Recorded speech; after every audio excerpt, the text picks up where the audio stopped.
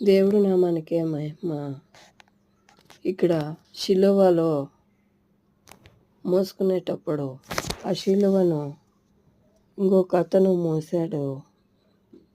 యేసప్పను శిలువ వేసే ముందర తనను కొట్టి ప్రాణం పోయే విధంగా కొట్టి హింసించి లాస్ట్కు శిలువ వేసేటప్పుడు ఆ శిలువను ఎత్తుకొని పోయే కూడా బలహీనమయ్యేంత ఉన్నింది శరీరము.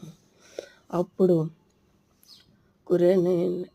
వారు వెళ్ళుచుండగా కురేనేడైన సీమోనుడు హెల్ప్ చేసినాడు. మనము శిలువ మార్గంలో నడుస్తున్నాము. వేరే వాళ్ళకి శిలువ భారమైనప్పుడు వాళ్ళు మొయ్యలేనప్పుడు మనము అయితే హెల్ప్ చేద్దాం ప్లీజ్. ఇది దేవుడు మెచ్చే పని.